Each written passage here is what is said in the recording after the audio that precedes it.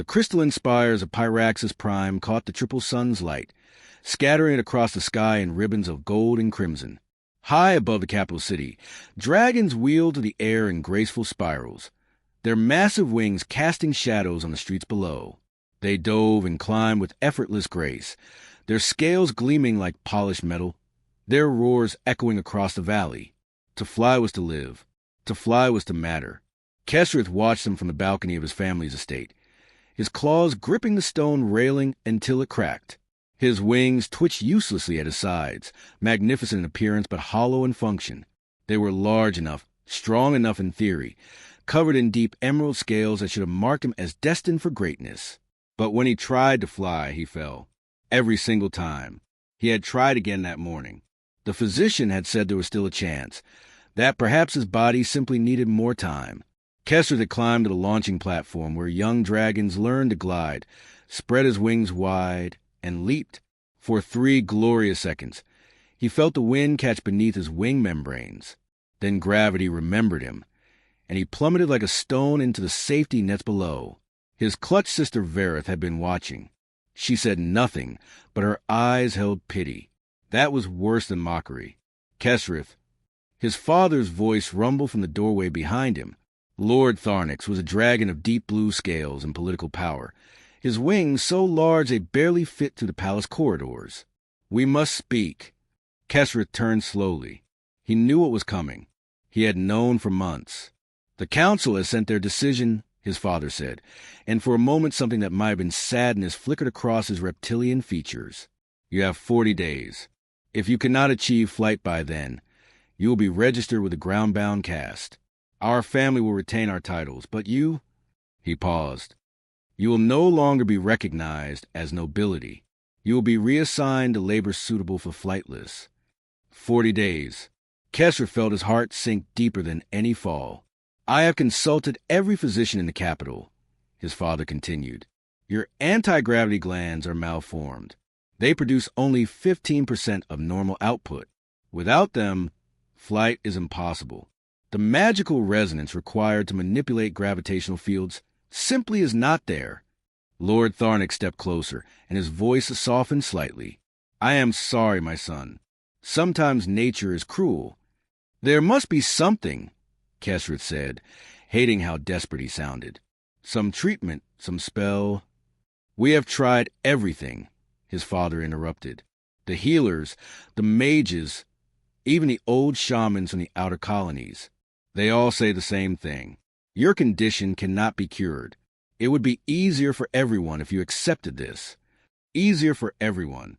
Kesrith heard the unspoken words clearly.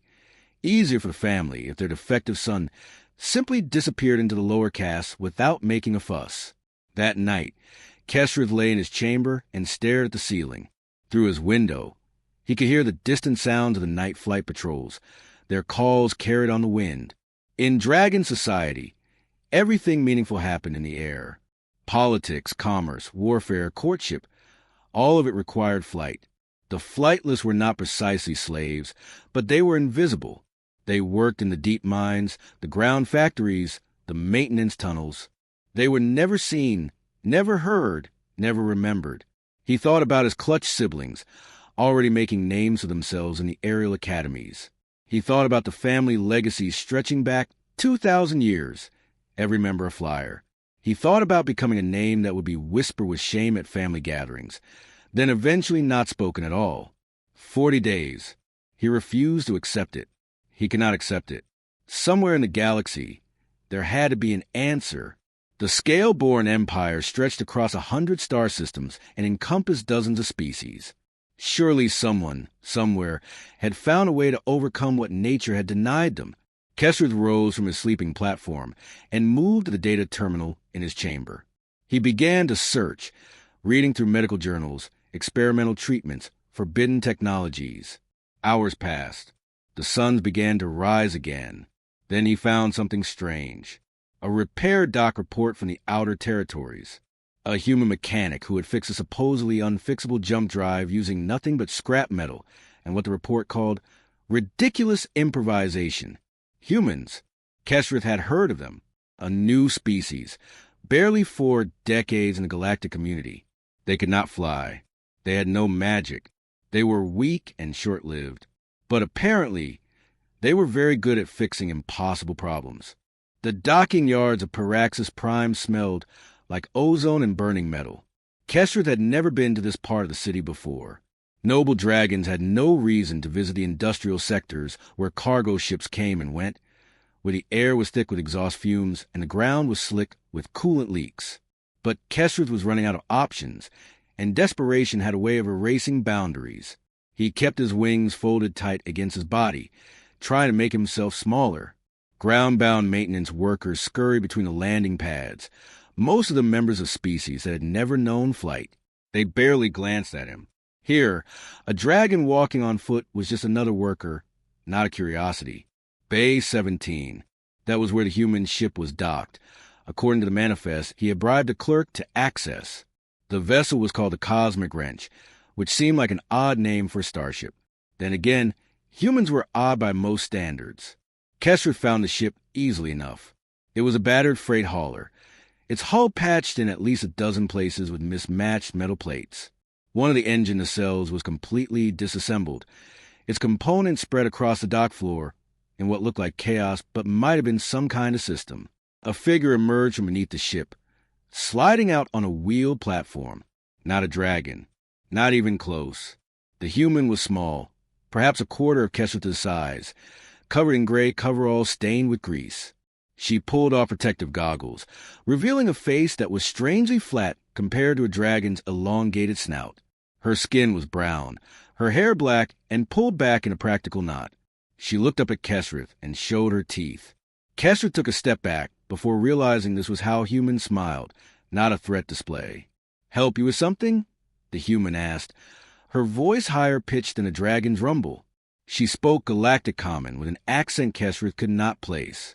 "Are you Mackenzie Torres?" Kesrith asked. "Mac. Yeah, that's me." She stood up, wiping her hands on a rag that only seemed to spread the grease around. "You're a long way from the fancy districts, dragon. What brings nobility down to the grease pits?" "I need your help," Kesrith said simply. Pride was a luxury he could no longer afford. Mac raised one eyebrow. "My help? I fix ships. You look like you're working fine. All your parts attached and everything." "I cannot fly," Kesrith said, and the words hurt more than he expected. "My anti-gravity glands are malformed. In 40 days, I will lose everything if I cannot achieve flight. I have consulted every physician and mage in the Empire. They all say it is impossible. And you came to a ship mechanic because—" Mac leaned against her ship, genuinely curious. "Because humans fix impossible things," Kesrith said. "I read the report about your jump drive repair. 3 engineers said it could not be done. You did it anyway." Mac laughed, a short barking sound. "That's different. That was engineering, not biology. I can't rewire your glands or whatever. I'm not a doctor." "I know." Kesrith felt his hope beginning to crack, but he pressed forward. "But I have studied dragon flight extensively these past weeks. It is not just biology. We use our wings for lift and control. We use our tails for balance and steering. We use our glands to reduce our effective mass and manipulate local gravity fields. It is a system, a machine made of flesh." Something changed in Mac's expression. Her eyes sharpened with interest. "Keep talking," she said. "If my glands produce full power, flight would be instinctive," Kesrith explained. "But they produce only 15% of normal output. Not enough to fly, but perhaps enough to assist if the other systems were working perfectly. If my muscles were strong enough, my wings efficient enough, my balance precise enough." "You need more lift, more thrust, and better stability," Mac interrupted, nodding slowly. "Compensation for the power shortage." "Yes, exactly." Mac walked around Kesrith slowly, looking at his wings, his body structure, his tail. She was examining him the way she might examine a broken engine. It should have been insulting, but somehow it was not. She was not seeing a defective dragon. She was seeing a problem to solve. "Your wings are plenty big," she muttered. "Good surface area. You got the control surfaces. These little flaps here on the edges, yeah?" Problem is power-to-weight ratio. Not enough thrust. She tapped her chin thoughtfully. What if we didn't fix you? What if we just helped you along until your body figured it out? I do not understand, Kesrith said. Mac grinned, and this time Kesrith recognized it as excitement. Training wheels. We build you a rig that assists your flight while you practice. Mechanical support that compensates for what your glands can't do. Gradually reduce the assistance as your muscles develop and your neural pathways strengthen. It's not about curing you. It's about teaching your body what flight feels like so it can learn to do it efficiently. Can that work? Kesrith asked, afraid to hope. I have no idea, Mac admitted cheerfully. But that's never stopped humans before. Mac's workshop was cluttered with salvage parts, half-built projects, and tools that Kesrith did not recognize. She cleared space on a workbench by shoving a pile of circuit boards to one side, then spread out several large sheets of paper. Her hands moved quickly as she sketched, drawing rough diagrams of dragon anatomy next to mechanical components. The main problem is weight distribution, she muttered, more to herself than to Kesrith. Your body's center of gravity is here, around your chest. Wings attached at the shoulders. If we add external support, we can't throw off your natural balance, or you'll never learn proper flight mechanics. Kesrith watched as she drew what looked like a harness system, lines crisscrossing his sketch form. What are these? Microthrusters. Tiny engines. They'll provide upward force to compensate for your weak glands. She tapped the paper. And these are gyroscopic stabilizers. They'll help keep you level while you're learning. Think of them as extra inner ears. Will this not be heavy? Kesrith asked doubtfully. That's the trick. We build it light. Carbon fiber frame, titanium joints, nothing unnecessary. Mac looked up at him. It won't be pretty, but it'll work. Probably. Maybe. We'll find out. Her certainty was terrifying and reassuring at the same time. Over the next week, Mac worked with focus intensity. She took detailed measurements of Kesrith's body, his wingspan, his muscle attachment points. She made him extend and retract his wings dozens of times while she watched, taking notes about how the membranes folded and stretched. Your people think of flight as magic, she said one afternoon while welding a joint on the harness frame. Sparks flew, and she did not even flinch. Humans learn different. We watched birds for thousands of years before we figured out how to fly. It's not magic. It's physics. Lift, thrust, drag, weight. You balance those four forces, and anything can fly. Even humans? Kesrith asked. Especially humans. We built planes, helicopters, rockets, space stations. We couldn't fly naturally, so we invented it. She set down her welding tool and looked at him seriously. That's what humans do. Nature says no, we say watch this. The harness began to take shape. It was a framework of thin metal tubes that would fit against Kesrith's body, following the natural lines of his anatomy. Attached to it were articulated extensions that would mount to his existing wings, effectively creating larger surfaces that could be controlled independently. When Mac finally had him tried on, Kesrith was surprised by how light it felt. The straps settled across his chest and back, distributing the weight evenly. The wing extensions locked into place with soft clicks. How does it feel? Mac asked, circling him with a scanner in hand. Strange, Kesrith admitted, but not bad. Try moving your wings. Kesrith extended his wings slowly. The mechanical extensions moved with them, perfectly synchronized. Sensors in the harness read his muscle movements and translated them to the artificial components. It was like having larger wings, more powerful wings. Good. Now we calibrate. Mac pulled up a display on her tablet. The thrusters will provide lift assistance, but we'll start at maximum support and dial it down over time. Same with the stabilizers. Eventually, you'll be doing all the work yourself. The first test flight was a disaster. Mac had set up a safety rig in an empty cargo hangar, cables that would catch Kesrith if he fell. He stood on the platform, the harness humming softly as its systems powered up. His heart hammered in his chest. Remember, Mac called from her control station. Don't fight the system. Work with it. Feel what it's doing and learn from it. Kesrith spread his wings and jumped. The thrusters fired, and he shot upward far too fast, spinning wildly. The stabilizers overcorrected, tilting him sideways. He flailed, his tail whipping for balance, and then the safety cables caught him, stopping his fall with a jarring snap. Mac winced. Okay, thruster sensitivity is too high. Let me adjust. They tried again, and again. Each time, something went wrong. Too much power, not enough control, weight distribution off, timing delayed. Kesrith crashed into the safety net so many times that his body ached from the impacts. After the 10th failure, he stayed in the net, breathing hard, wondering if this was pointless. Mac climbed up to him, agile despite the height. Hey, you okay? Perhaps they are right, Kesrith said quietly. Perhaps this cannot be done. No. Mac's voice was firm. Every human pilot crashes during training. Every single one. Falling is part of learning to fly. The difference between success and failure is not whether you fall. It's whether you get back up. She offered her small hand to him. Kesrith looked at it for a long moment. This tiny creature, this human without wings or magic, was refusing to let him quit. She believed he could fly more than his own family did. He took her hand. Again, he said. Mac grinned. That's the spirit. Now let's figure out what we did wrong and fix it. That's what engineers do. We fail, we learn, we improve. One adjustment at a time, until impossible becomes inevitable. 3 weeks had passed since the first disastrous test, and everything had changed. Kesrith hung suspended in the cargo hangar, 30 feet above the ground, with no safety cables. The harness hummed against his scales, its thrusters firing in tiny controlled bursts.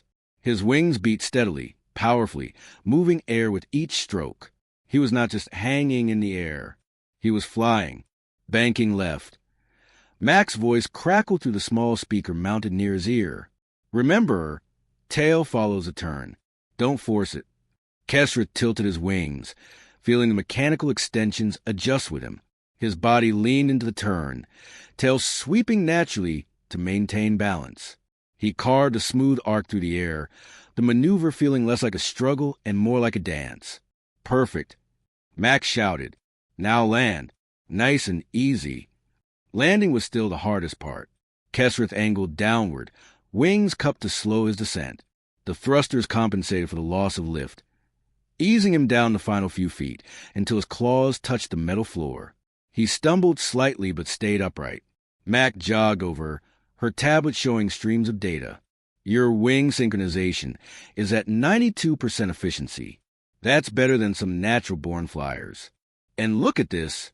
Your muscle development has increased by 40% since we started. Kesrith felt something unfamiliar spreading through his chest. Pride. Real pride. Earned through work rather than birthright. There is something else, he said. I felt it during the last flight. A tingling sensation here. He touched the spots behind his shoulder blades where his atrophied anti-gravity glands were located. Mac's eyebrows shot up. Activity in the glands? That shouldn't be possible. The physician said they were permanently malformed. Perhaps they are awakening, Kesrith said. The constant use, the muscle development, maybe it is stimulating them. Mac typed notes rapidly. Humans call that neuroplasticity, the body adapting to repeated stimulus, creating new pathways. Your doctors assumed your glands were dead because they'd never been used properly. But if regular flight training is waking them up... She looked up at him with excitement. This changes everything.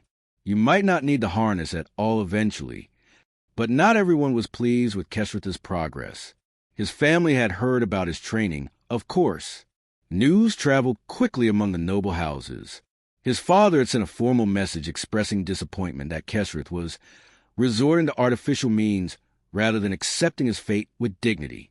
His clutch sister Verith had visited once, watched him fly with a harness, and left without saying a word. The look on her face had said enough. Disgust mixed with something that might have been fear. The traditionalist dragons were even worse. A delegation from the Temple of Wind had come to the docking yards, demanding that Mac cease her blasphemous mockery of natural flight. They claimed that flight was a sacred gift, not something to be manufactured with crude technology. Mac had stood her ground, small and grease-stained before the massive dragons, and told them politely but firmly that they could leave her dock or she would have station security remove them. Kesrith had watched in amazement as the ancient dragons, beings who commanded respect across the Empire, had actually backed down from this tiny human. They're scared, Mac explained later as she adjusted the harness settings. Change terrifies people who benefit from the current system. If you can learn to fly, it means flight isn't some magical gift that makes them special. It means anyone willing to work hard enough can do it. Word of Kesrith's progress spread beyond the noble houses. Other flightless dragons began appearing at the docking yards, watching from a distance as he practiced. Some were like him, born with malformed glands. Others had been injured, their wings damaged in accidents or battles. All of them had been cast aside by society, told that flight was forever beyond their reach. One day, a young female dragon approached Mac timidly. Her left wing was scarred badly, the membrane torn and healed incorrectly. "Could you help me too?" she asked quietly. Mac looked at Kesrith. He nodded. "Yeah," Mac said, "I think we can figure something out." During the 5th week, Mac reduced the thruster assistance to 40%. Kesrith barely noticed. His wings had grown stronger, his movements more confident. He could feel his body understanding flight on an instinctive level now, the way it was supposed to work for natural-born flyers. He practiced every day, pushing himself harder with each session. The mechanical extensions became part of him, as natural as his own limbs. But more importantly, they were teaching his body what it needed to know. Every flight carved the pathways deeper, taught his muscles the rhythms, showed his nervous system the patterns. On the morning of the 6th week, something extraordinary happened. Kesrith was practicing a difficult spiral maneuver when he felt a sudden surge from his anti-gravity glands. Not the weak 15% output they had always produced, but something stronger, much stronger. The thrusters, still set to compensate for his weakness, fired at full power just as his glands kicked in. The combined thrust launched him upward like a rocket. He shot through the hangar, barely avoiding the ceiling, his heart racing with shock and joy. His glands were working, actually working. Mac was laughing when he finally landed, her face bright with triumph. "Did you feel that? Your gland output just hit 60%. 60. The training worked. Your body is adapting." Kesra stood there, shaking slightly, hardly daring to believe. "I might actually fly. Truly fly." "You already are flying," Mac corrected. "Now you're just learning to do it without me." The day of the Ascension trial arrived with cold winds and hostile stares. Kesra stood at the base of the spiral columns, ancient crystalline towers that pierced the sky like frozen lightning. Around him, dozens of noble dragons had gathered to watch. Some came to see him succeed. Most came to see him fail. His family was absent, claiming important business elsewhere. Only his clutch sister Vera had come, standing at the back of the crowd with an unreadable expression. The trial was simple in concept, brutal in execution. Fly through the spiral course between the columns without touching the crystal. The passages were narrow, the winds treacherous, the turns sharp enough to break wings. Young dragons trained for years before attempting it. Kesrith had 40 days of practice with a mechanical harness. Max stood beside him, making final adjustments to the rig. The harness was sleeker now, refined through weeks of testing. The mechanical wing extensions were barely visible, thin strut of carbon fiber that enhanced rather than replaced his natural wings. She had set the assistance level to 20%, just enough to compensate for his still-developing glands. "Remember," she said quietly, "trust yourself. The harness is backup now. You're doing most of the work." "I know," Kesrith replied. His voice was steadier than he felt. An elder dragon stepped forward, his scales white with age, his wings tattered but proud. "Kesrith of House Tharnix, you stand before the columns wearing artificial constructs. Some say this invalidates your attempt. I say this. If you can complete the course, you have earned your wings regardless of how you got them. Fly or fall. Begin." Kesrith did not look at the crowd. He looked up at the columns, at the impossible path he had to navigate. Then he spread his wings and launched himself skyward. The thrusters kicked in smoothly, adding just enough lift to complement his wing strokes. He rose fast, angling toward the first gap between columns. Wind hit him from the side, trying to push him off course, but his stabilizers adjusted and he compensated instinctively. Through the gap, banking hard right, tail whipping for balance. The second passage was narrower. His wing tips nearly brushed the crystal walls, but he tucked them slightly and shot through. He could hear his heart pounding, feel every muscle in his body working in perfect coordination. Third turn. Fourth. The course was a vertical maze, and he climbed it like he had been born to fly. Maybe he had. Maybe he just needed someone to show him how. Halfway through the course, disaster struck.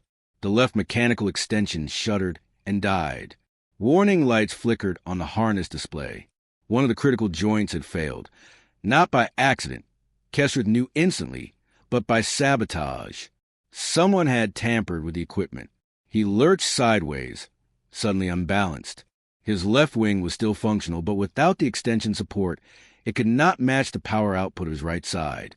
He started to spin, falling, the crystal columns blurring around him. Kesrith. Mac's voice crackled urgently in his ear. Compensate with your tail. Use your... He did not need her to finish. His body already knew. 6 weeks of training had carved the knowledge into his bones. He swept his tail hard to the left, countering the spin.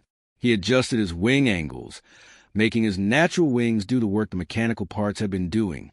And deep in his chest, he felt his anti-gravity glands surge with desperate power. They were not at full strength. They never would be, but they were enough. Kesrith caught himself 15 feet from the ground, the crowd gasping as he pulled out of the dive. He climbed again, slower now, working harder, but climbing. The broken extension dragged uselessly, but he ignored it. He had one working wing extension, his own natural wings and stubborn human-taught determination. He entered the final spiral section, the most difficult part of the course.